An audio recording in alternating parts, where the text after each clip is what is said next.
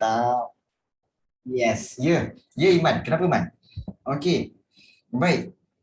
Moyang Baik, kita nak lihat peluasan kuasa British di Johor. Okey. Johor dalam banyak-banyak negeri pada zaman dahulu banyak-banyak negeri, Johor memang antara yang paling maju berbanding negeri-negeri lain. Sebab Johor ni ada sistem pemerintahan dan pentadbiran yang teratur. Sejak sebelum campur tangan British lagi, dah memang lebih maju. Kemakmuran dia, kita tahu kan, kemakmuran tu maknanya kekayaan. Kekayaan dia memang tinggi. So ada yang tanya, cikgu Sultan Johor sekarang keturunan mana? Sultan Johor sekarang keturunan Temenggung. Keturunan Temenggung ya. Bukan bendahara, bukan keturunan sultan. Tetapi keturunan Temenggung. Baik. Keadaan ini didorong oleh, sebab apa dia maju? Sebab kebijaksanaan pemerintah Johor membangunkan negeri sehingga pihak British tidak mempunyai sebarang alasan. British sebenarnya tak ada alasan untuk meluaskan kuasa ke Johor. Tak ada alasan pun sebenarnya. Okey. Aduh, ada juga yang nak tanya. Okey. Ramai yang tak tahu. Baik, cikgu, Temenggung tu apa? Begini. Korang dah tanya, okey. Ingat betul-betul. Ingat betul-betul Dalam sistem pembesar 4 lipatan, atas sekali Sultan. Ini daripada Melaka. Sultan, bawah dia ada 4 orang pembesar. Betul? 4 orang pembesar.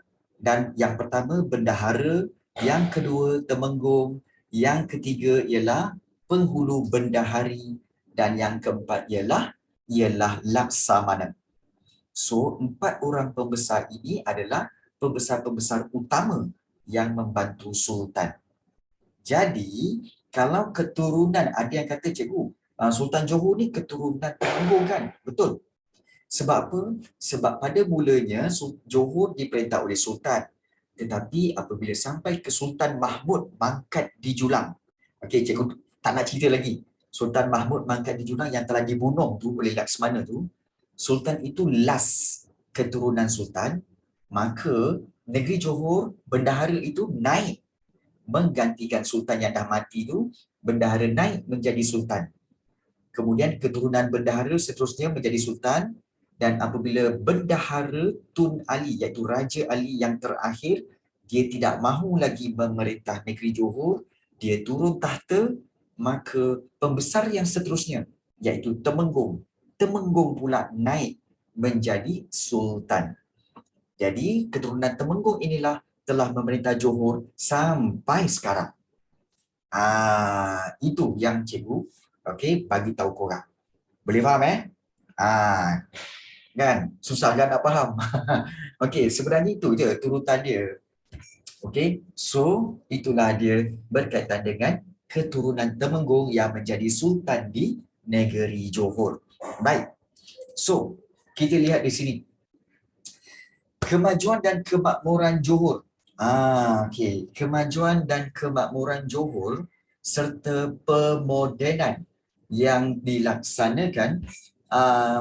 Ya betul. Is the like family but the Temenggung family now. Ya betul. Betul Melvin. Ya betul. Hang Tuah sebenarnya cerita benar. Ini cerita benar. Kemajuan dan kemakmuran Johor serta pemodenan yang dilaksanakan dalam pentadbiran menjadi faktor penting yang membolehkan Johor mengekalkan kedaulatannya. Maknanya, Johor tidak dapat diusik oleh British sampai tahun 1914. Hebat juga Johor ni. So, secara tidak langsung, Johor menerima kesan daripada pelaksanaan sistem pentadbiran barat di Singapura. Sebab apa? Singapura lebih maju. Kita lihat apakah faktor kemajuan Johor? Kenapa Johor ni maju cikgu? Kerana pertama sekali Johor ni maju sebab kebijaksanaan dan kecekapan pemerintah dia. Iaitu, kena ingat nama ni, iaitu Maharaja Abu Bakar. Memang dia hebat sebab dia belajar, dia pergi ke London belajar dengan Raja England dan juga Queen Victoria, serta dia belajar dengan pembesar-pembesar daripada England. How to manage the country. Sebab itu dia balik, dia gunakan ilmu itu, sebab itu negeri Johor maju.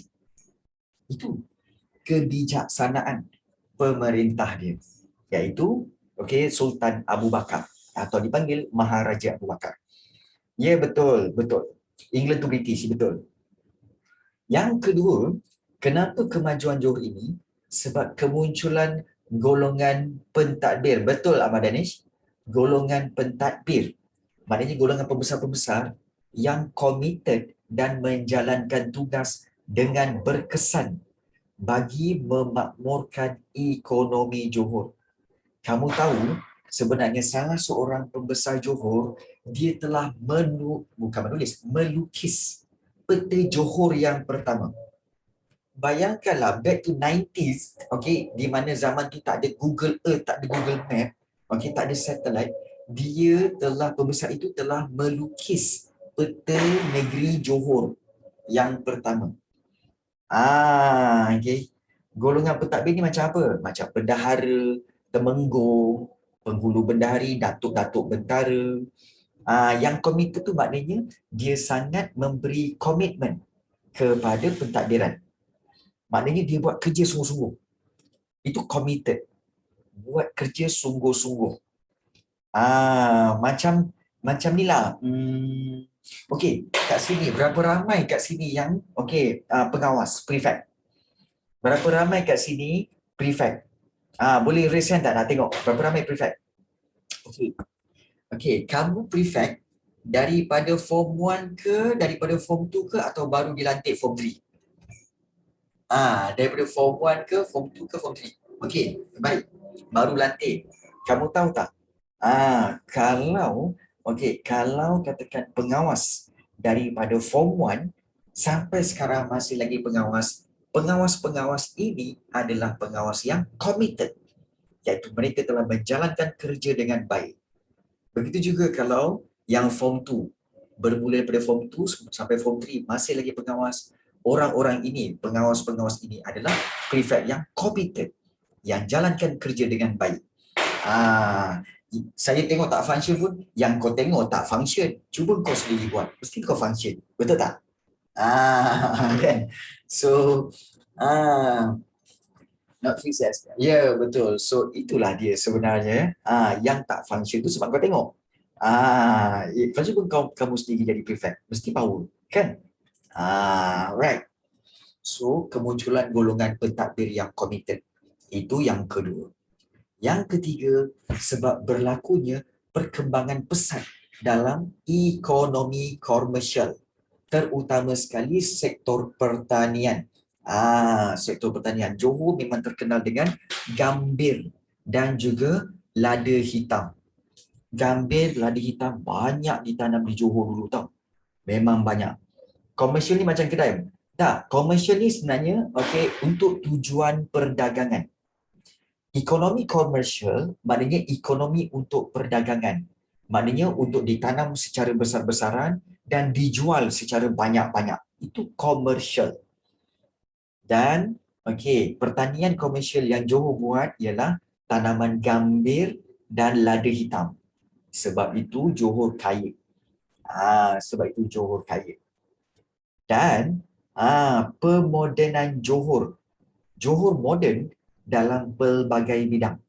Sama ada dalam pentadbiran pun moden, infrastruktur pun moden, sosial pun moden, yang membawa kepada kemajuan dan kemakmuran yang menyeluruh. So, ada 4 faktor kemajuan.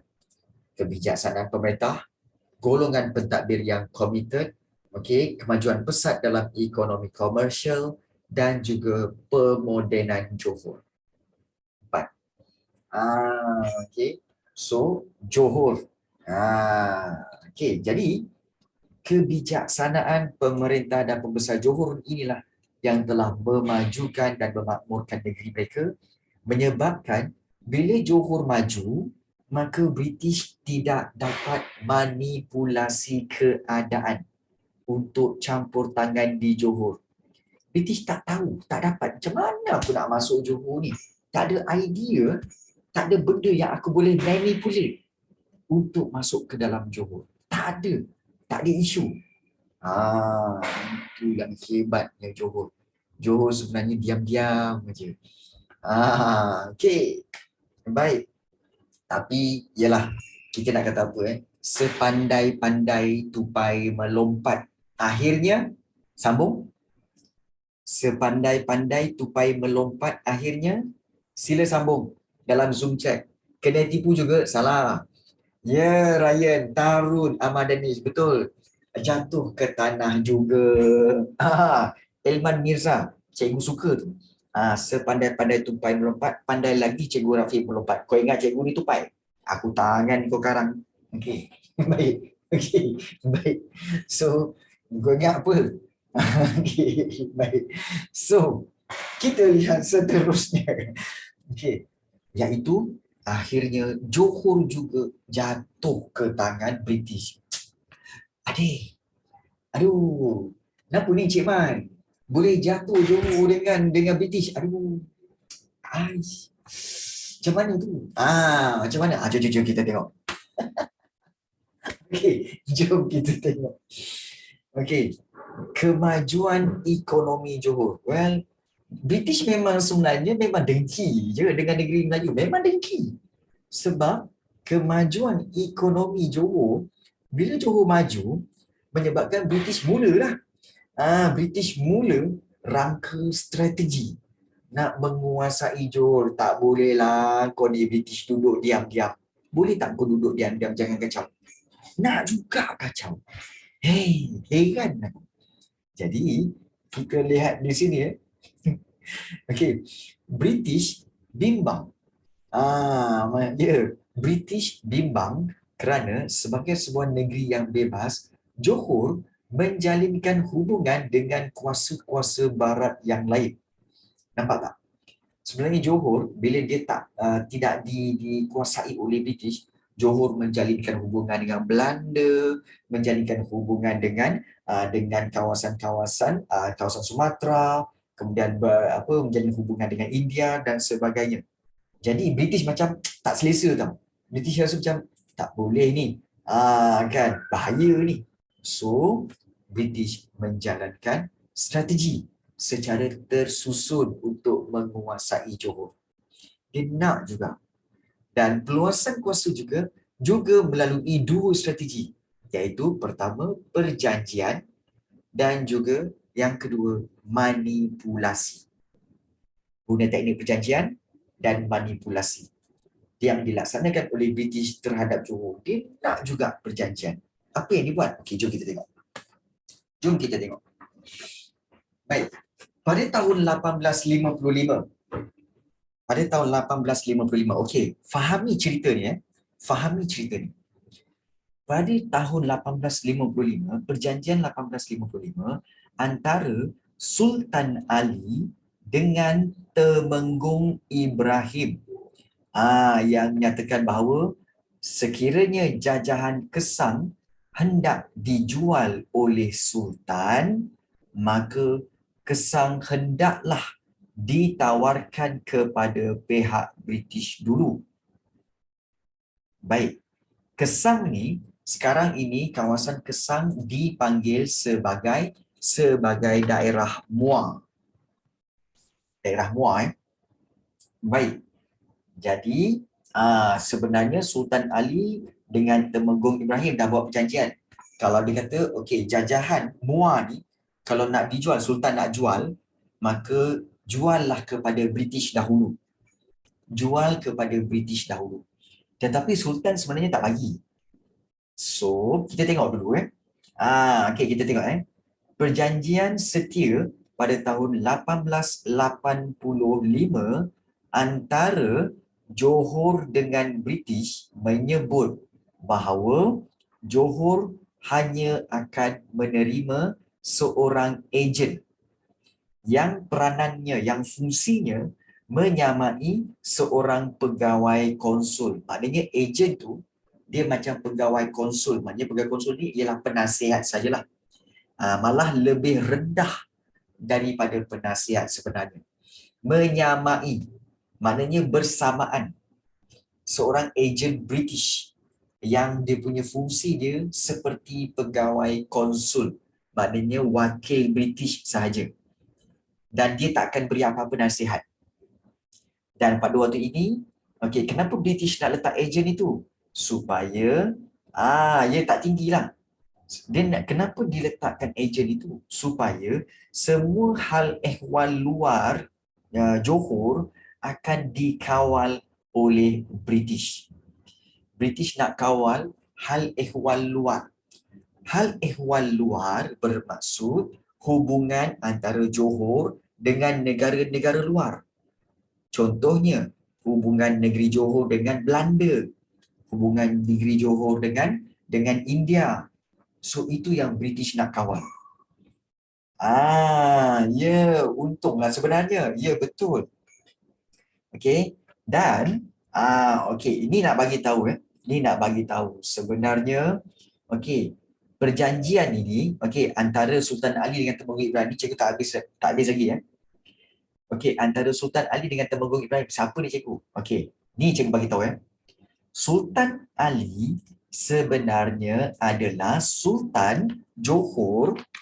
Sultan Johor yang mana inilah dia Sultan Johor keturunan bendahara. Sultan Ali adalah Sultan Johor keturunan bendahara. Ya. Dia Raja Ali. Tapi bila dia naik jadi Sultan, dia jadi Sultan Ali lah. Sultan Johor keturunan bendahara. Jadi, ya betul. Jadi, buat perjanjian dengan Temenggung Ibrahim menyatakan bahawa jajahan Kesang tu kalau nak dijual oleh Sultan, Kesang hendaklah terlebih dahulu ditawarkan kepada pihak British. Kenapa Kerana Temenggung Ibrahim sudah berbaik-baik dengan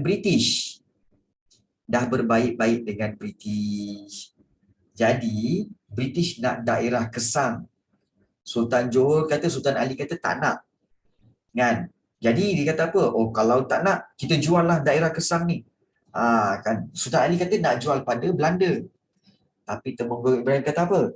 Kalau nak jual, jual lah kepada British dulu.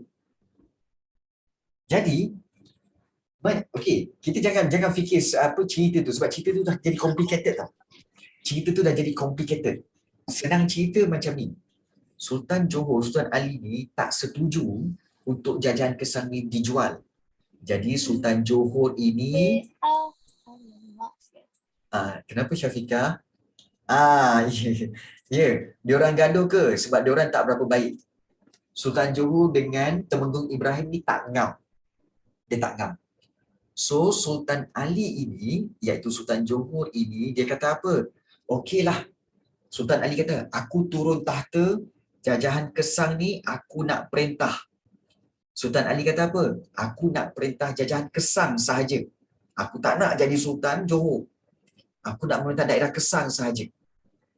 Jadi, bila daerah Muar sahaja, ditadbir oleh Sultan Ali. Jadi, Johor seluruhnya siapa nak jaga? Jadi, Johor telah menyebabkan British. British bijak. British kata apa? Okeylah. Selain daripada Kesang, Johor akan diperintah oleh Temenggung. Maka dapat kepada Temenggung Ibrahim. Nampak tak?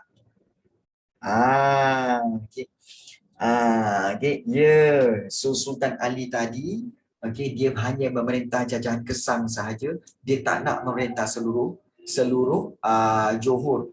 Why jajah Kesang? Sebab Kesang tu adalah memang dia punya bandar sejarah lah. Sebelum ini, Kesang tu atau Muar tu memang pusat pentadbiran Johor. Sebelum jadi Johor Baru. Sebelum Johor Baru menjadi ibu negeri, dulu Muar adalah kita kata pusat pentadbiran bagi negeri Johor.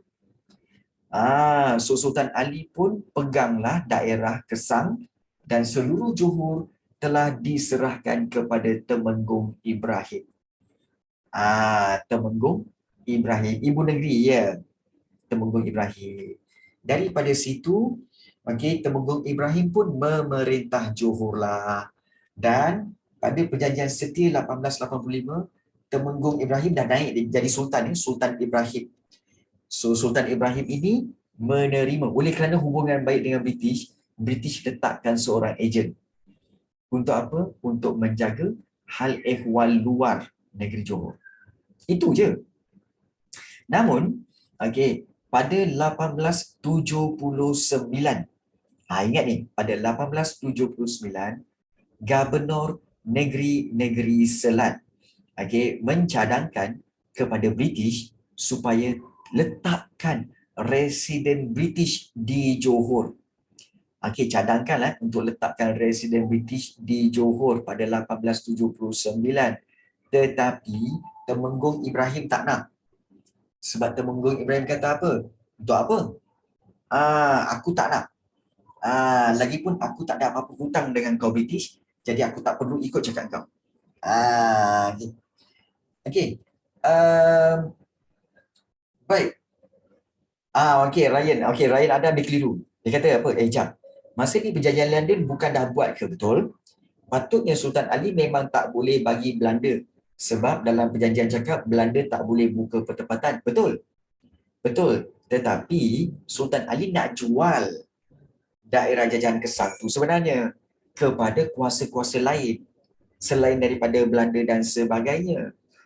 Tetapi British tak bagi. British tak bagi. British kata kalau kau nak jual juga, kau jual pada aku.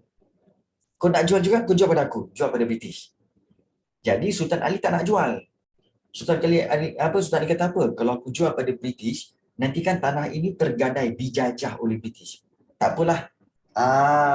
Kau jagalah. Kau jagalah negeri apa, kawasan Johor lain. Aku nak daerah Kesang je. Itu sebenarnya. Jadi, dia jaga Kesang. Maka Temenggung Ibrahim lah naik menjadi Sultan Johor. Baik. Kemudian apabila Gubernur Negeri-Negeri Selat mencadangkan kepada British untuk letakkan residen British di Johor, dah cadangkan dah. Tapi Sultan Johor kata tak nak. Nak buat apa? Kan? Kau nak nasihat aku? Tak payah. So, ya Heselin, kenapa? Nanti esok mau buat plastik. Okey. Okey. Saya tadi. Okey, baik. Ada pula. Baik. Tapi ini sila lihat yang ini. Yang ini selalu jadi isu. Secara terancang, British berusaha. This is manipulasi. British berusaha memanipulasi kedudukan keuangan Johor dengan menawarkan, British offer pinjaman sebanyak $200,000 kepada Johor untuk membiayai pembinaan kereta api. Kereta api daripada JB sampailah ke Singapura. Daripada JB sampai ke Singapura. Nak membiayai pembinaan kereta api. Namun usaha ini tidak berjaya apabila cadangan tersebut tidak diterima kerana kesannya akan menjejaskan ekonomi Johor. Okey, 200,000 mana cukup? Zaman dulu 200,000 lebih daripada cukup. 200,000 tu dulu banyak. Banyak sebab dulu, zaman dulu, okey, kamu tahu tak zaman dulu duit 10 sen boleh beli secawan kopi. Duit 10 sen boleh beli 5 ketul kuih. Jadi 200,000 tu banyak. Dan kenapa British nak bagi pinjam duit cikgu? Sebenarnya, British suruh Johor. Kita orang ni British dekat Singapura. Korang kat Johor. Kita nak gambir, kita nak lada hitam, black pepper daripada Johor. So Johor supply lah kepada Singapura. Kami guna kapal je lah. Tapi Tapi British kata apa? Kapal lambat. Apa kata kamu Johor, kamu buat landasan kereta api daripada daripada Johor sampailah ke Bukan Ya. sekuntum. Sekuntum juga lah kau Anet. Okey, baik. Okey, baik. So, buatlah landasan kereta api daripada Johor sampailah ke Singapura. Johor kata kita orang tak ada duit. Kita orang tak ada cash untuk membina itu. British kata apa? Tak apa, tak apa. Kau tak ada duit kan? Tak apa, British boleh bagi. Kami British boleh bagi pinjaman 200,000. Buatlah landasan kereta api. Pada awalnya, diorang dah nak setuju tau. Tapi ada seorang pembesar iaitu Datuk Abdul Rahman. Dia bagi tahu Sultan. Sultan, tuanku jangan ambil. Sebab tuanku, kalau tuanku ambil loan itu, ambil pinjaman itu dan membina landasan kereta api itu nanti, kita kena bayar balik loan tu pada British. Ya, itu pinjaman. Kalau kita pinjam dengan British, kemudian kita buat landasan kereta api, okey, kita ada keuntungan, kita kena bayar sikit-sikit kepada British. Waktu itu British boleh take over negeri kita je. Apa tuanku?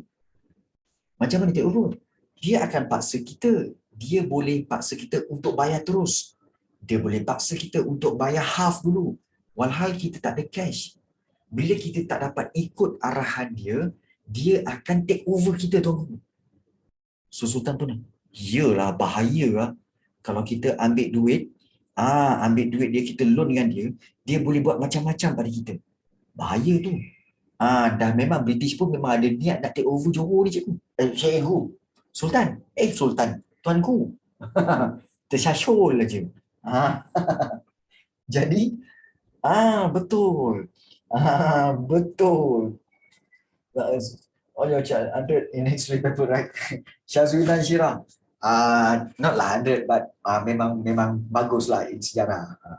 So, itulah yang berlaku. That's why Datuk Abdul Rahman, nama pembesar itu Datuk Abdul Rahman. Datuk Abdul Rahman ini yang bagi tahu kepada Sultan Johor, jangan ambil loan dengan British. Nanti British take over negeri kita. Bahaya ni. Sebab itu, dia menolak. Sultan ataupun Johor menolak untuk menerima pinjaman daripada British.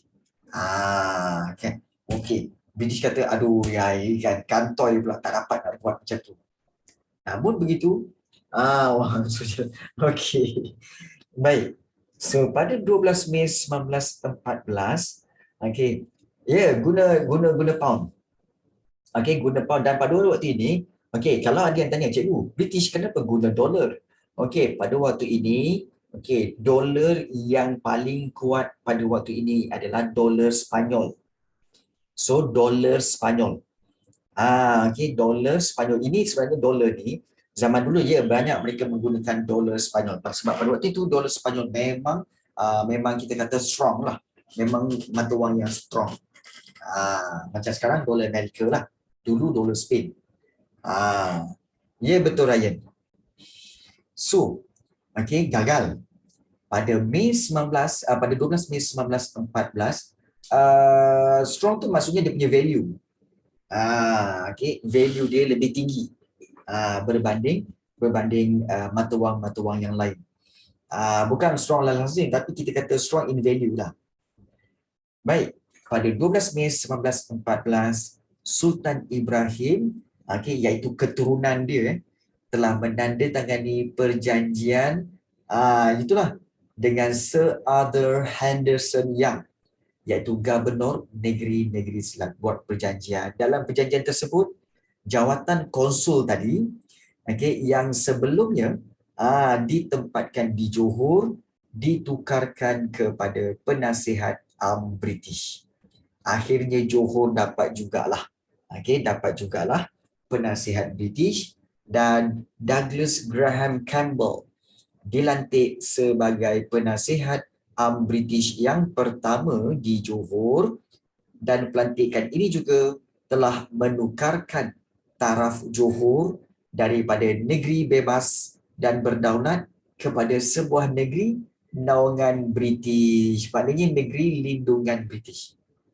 Walau bagaimanapun, perkembangan ini tidak menjejaskan kedudukan Sultan Johor, dan pihak British masih mengakui kedudukan dan kedaulatan sultan. So, ada yang tanya, sebab apa Douglas sebab apa akhirnya Johor telah pun terpaksa menerima penasihat British, cikgu?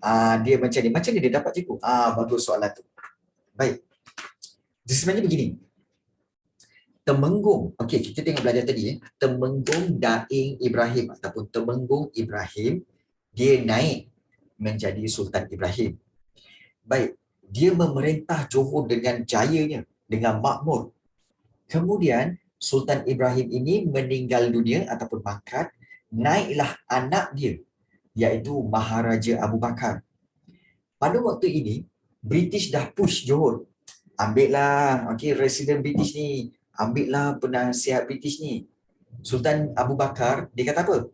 Dia kata, aku buat apa nak ambil penasihat British? Aku boleh pergi London lah. Dia pergi ke London, dia belajar pentadbiran dengan British. Sebab itu, Johor jadi maju. Bila Johor jadi maju, Sultan Johor ni, Sultan Abu Bakar, telah majukan banyak dan modernkan Johor. So, British kata, terimalah penasihat British ni kan. Buat apa? Aku sendiri pun boleh majukan Johor. So, aku better tak perlukanlah. Better tak perlukan penasihat British. Better sendiri boleh majukan Johor. British tak boleh cakap apa. Memang pun negeri Johor maju. Tapi British dalam hati kata apa? Kalau aku tak boleh take over, Johor, tak boleh letakkan penasihat Johor, alamatnya aku tak dapatlah conquer Johor. So British nak conquer Johor. Macam-macam mana pun nak, tak apalah. Kita pun push.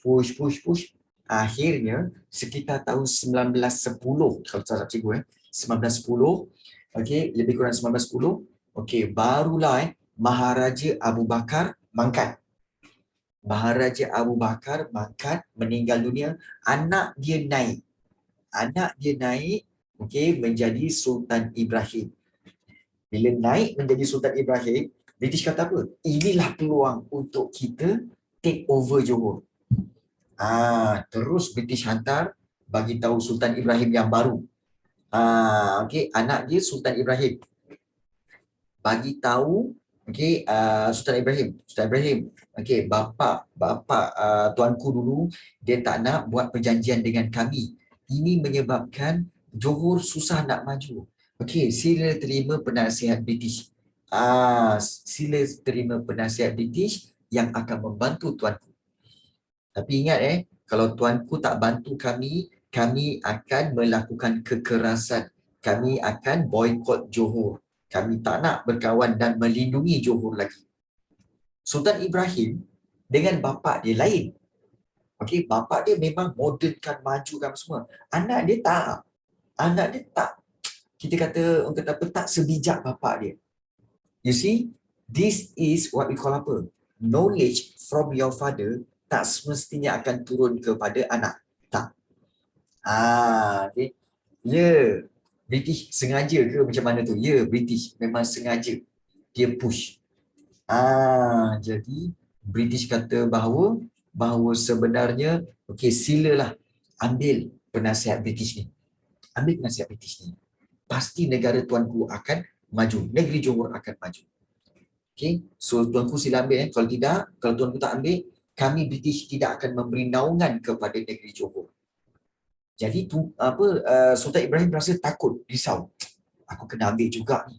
Kalau tidak nanti asyik kena didesak oleh British. Ambil lah kan.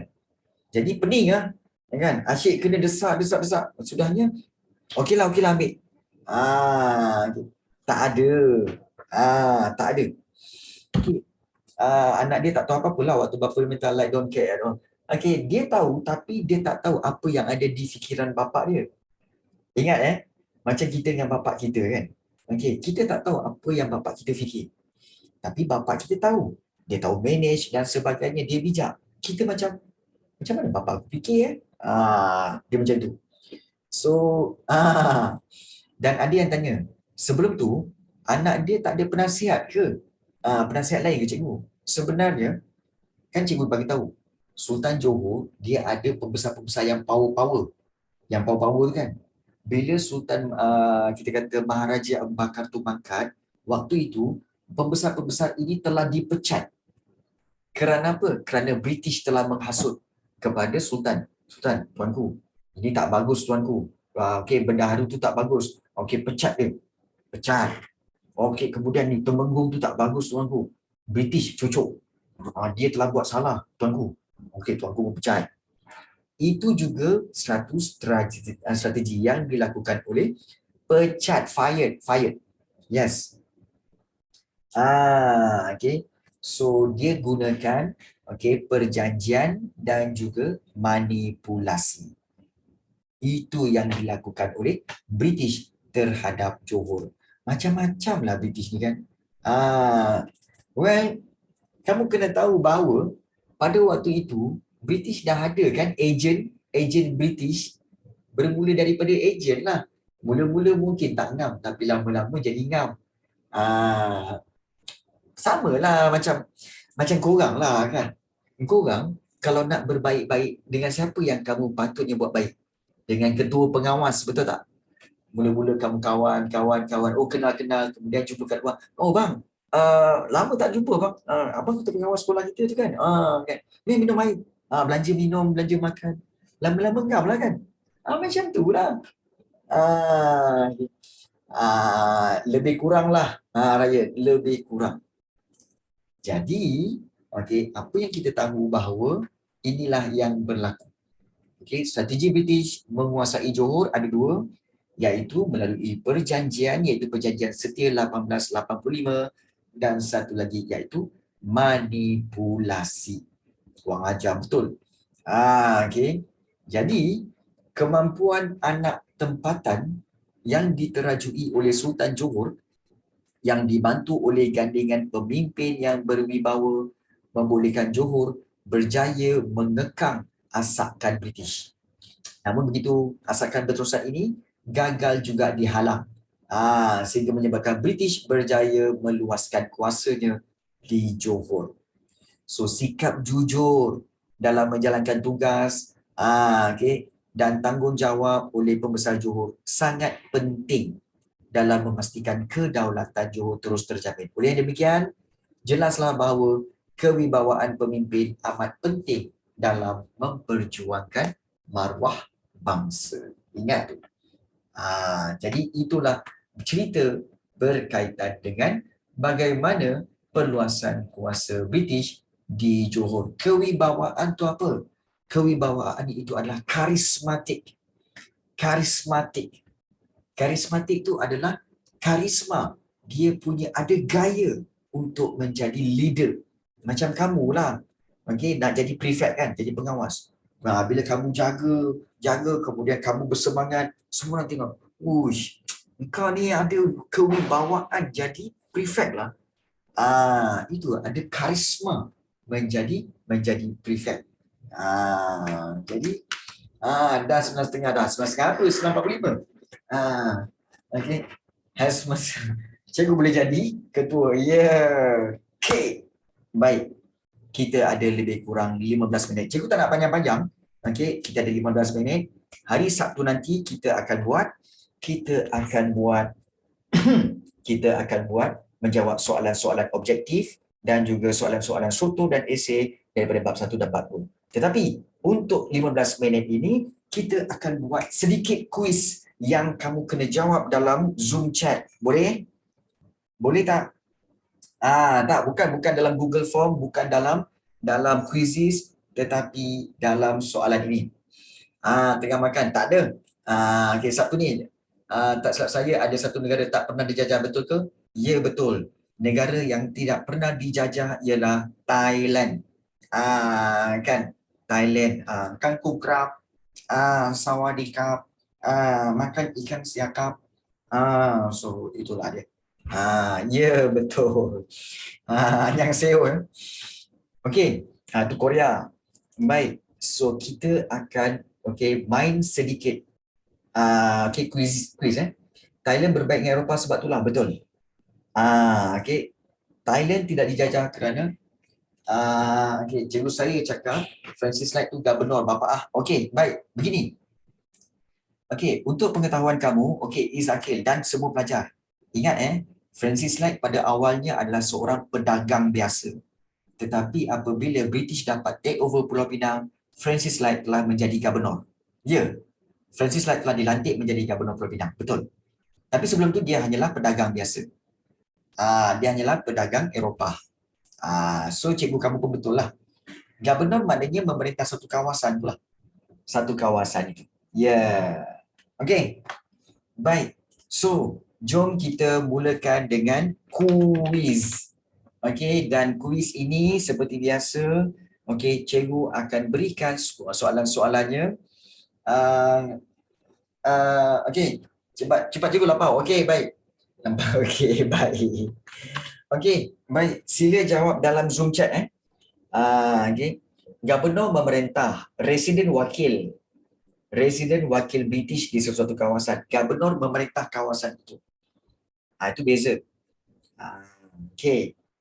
Baik. Soalan yang pertama, sila jawab. Okey, dan send to Cikgu Rafi direct direct message kepada Cikgu Rafi. Jangan kau buat to everyone. Kepada Cikgu Rafi jawapan dia. Okey, sedia Sedia. Okey. Soalan yang pertama, soalannya adalah apakah negeri Melayu yang terkenal dengan emas? Apakah negeri Melayu yang terkenal dengan emas? Tarun betul, Iman betul, Sasi betul. Roy betul, Ryan betul. Lain-lain. Jawab. Kita ada lebih kurang, dia lebih kurang 45 orang, 46 orang. Tulis je. Mildred salah. Hammond, baik.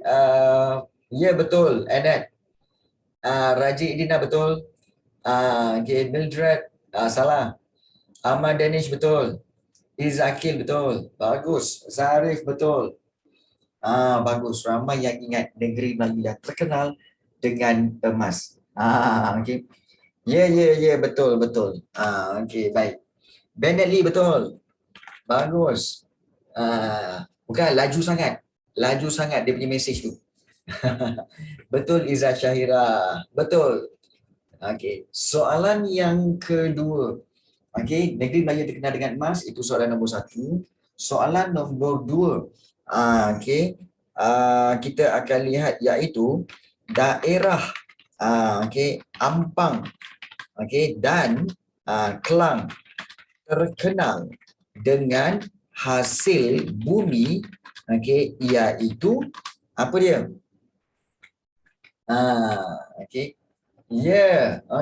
Baik. Siapa ni? Ryan betul. Ahmad Danish betul. KK salah. Roy Ang betul. Raji Idina betul. Siu Iman betul. Umar Danish betul. Izzah Syaira betul. Hemendran betul. Tarun betul. Annette betul. Betul Kavia. Izzah Akil betul. Bagus korang. Mesej direct tu Akil buat apa? Mesej pada cikgu lah. Baik. Soalan yang ketiga. Soalan seterusnya iaitu daerah. Nama daerah ataupun nama kawasan yang menjadi rebutan antara Datuk Kelana dan Datuk Shah Bandar. Datuk Shah Bandar. Apakah nama kawasan itu? Tarun betul. Izzah Syaira salah. Ahmad Danish betul. Iman salah Man. Akil salah. Umar Danish betul. Roy Ang salah. Ahmad Ryan salah. Ryan salah. Sarah betul. Iman salah. Raji Dina salah. Hemendran kurang tepat. Alisha betul. Kasih Majina salah. Ya betul Hemendran. Okey, baik, bagus. Akhil salah. Benda lah kau ni. Ya, betul. Betul Ryan Adam. Kavia betul. Ah, nama dia okey. Okey, apa tu? Okey. Mildred salah Mildred. Roy Ang betul. Salah Ainat. Salah. Salah. Ya betul Raja Idina, betul. Bagus. Okey. Raja Idina, betul. Ya betul Ali Syafiq, betul. Yang rebut cukai itu. Betul. Syaza, itu nama negerinya. Kita nak nama kawasan tu. Okey, Nat betul lah tadi Nat. Okey, jawapan dia apa? Nanti cikgu akan maklumkan. Okey, sekejap lagi. Soalan yang keempat. So, ini soalan-soalan ini bertujuan untuk refresh balik kamu punya notes supaya kita, okey, ada soalan dan kita ingat balik. Itu je. Betul Aaron? Betul. Okey, baik. So, Zarif tadi betul. Okey. Soalan yang keempat. Soalannya adalah hebat. Okey. Soalan yang keempat iaitu soalannya adalah okey. Okey, apakah nama Sultan Selangor? Okey, yang terlibat dalam mana pula ada punya soalan. Okey. Okey, yang bukan terlibat, yang telah mengarahkan Tengku Pudin. Tengku Pudin menamatkan pemberontakan di Kelang. Apakah nama sultan dia yang telah mengarahkan Tengku Pudin menamatkan pemberontakan di Kelang? Betul Aaron. Bagus Aaron. Okey. Lupa. Tak apa. Ini tujuan untuk refresh balik. Nama Sultan Selangor yang telah mengarahkan Tengku Pudin menamatkan pemberontakan di Kelang. Okey. Raja Mari ke salah? Umar Danish betul. Tak ada kat saya kat luar. Okey, Izzah Syairah boleh teka je. Betul Ryan. Betul. Betul lah tu. Betul lah tu. Okey. Baik. Soalan yang kelima. Betul Ahmad Danish? Okey, Raja Dina betul. Zaruf salah. Zaruf salah. Okey, salah. Soalan yang kelima. Dan soalan yang paling senang. Soalan yang paling senang. Okey, soalan yang paling senang iaitu soalannya apa? Soalannya adalah okey.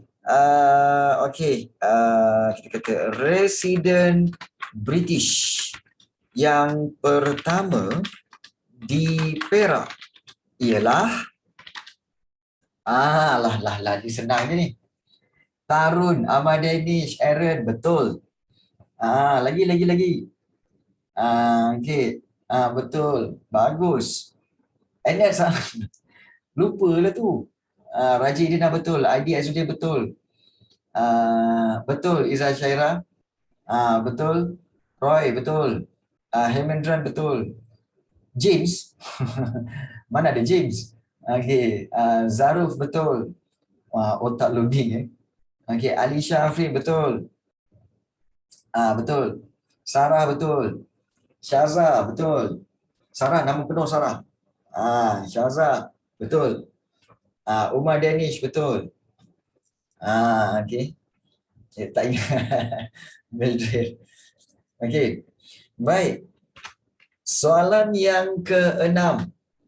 Dan soalan ini 5 soalan asyik soalan sejarah aja. Kita keluarlah daripada soalan sejarah. Okey, soalan yang keenam mudah aja. Okey. Okey. Apakah binatang yang berenang di jalan raya? Okey, apakah binatang yang berenang di jalan raya? Biawak salah. Ular salah. Salah. Salah.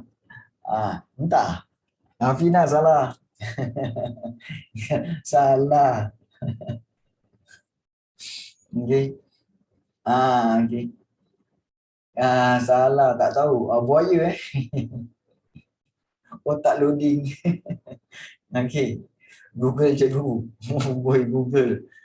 Binatang yang berenang di jalan raya. Okey. Apakah dia? Okey. Dapat? Dapat Okey. Platypus. Baik. Soalan terakhir. Cukuplah 7, tak banyak lah 7 cukup. Okey, soalan terakhir. Okey, soalannya adalah berapa? Ada berapa?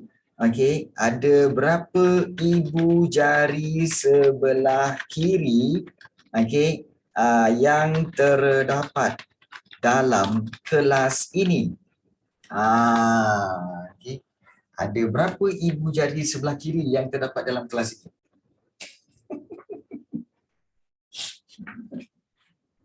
Okey. Okey. Serius okey. Not a question, it's a question lah. Mana saya tahu?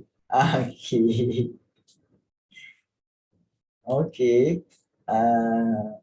Entah. Okey. Baik. So, okey, baik. Iman, okey, bagus, Iman. Okey, baik. Okey. Okey. Yeah. Okey. Baik. Good. Okey. Baik. So, sekarang kita lihat jawapan. Kita lihat jawapan dia sekarang.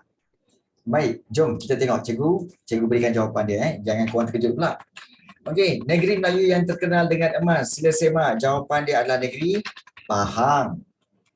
Okey. Daerah Ampang dan daerah Klang terkenal dengan hasil bumi iaitu Bijih Timah. Bagus, ramai yang dah menjawab. Nama kawasan yang menjadi rebutan antara Datuk Kelana dengan Datuk Shah Bandar ialah Sungai Linggi. Bukan Sungai Ujong Sungai Linggi. Sungai Ujong tu tempat Raja Indina tinggal sekarang ni. Iaitu Sungai Ujong sekarang ni dipanggil Seremban. Sekarang dipanggil Seremban Baik. Nama Sultan Selangor. Okey, yang telah mengarahkan Tengku Kudin menamatkan pemberontakan di Klang ialah nama dia Sultan Abdul Samad. Sultan Abdul Samad.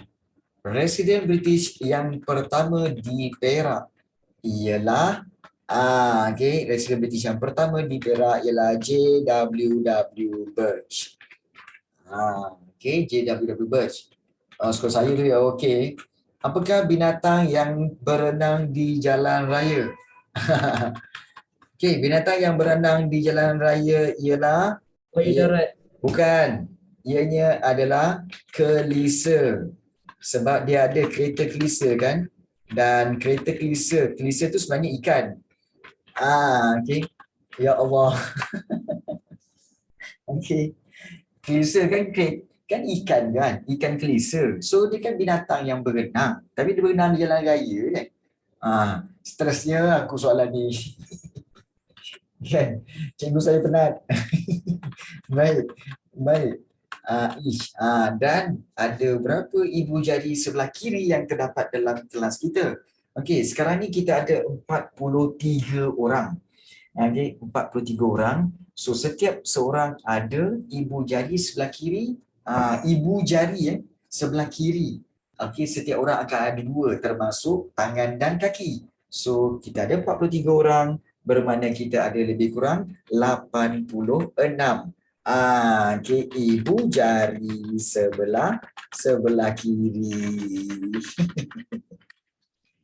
Okey. Weh, ibu jari. Okey. Termasuk cikgu. Lah, cikgu ada dalam tu kan 43 tu termasuk cikgu lah. Ada orang left tadi. Macam tu je. Tak. Okey, kalau masuk exam soalan itu memang kurang pening lah. Memang kurang pening.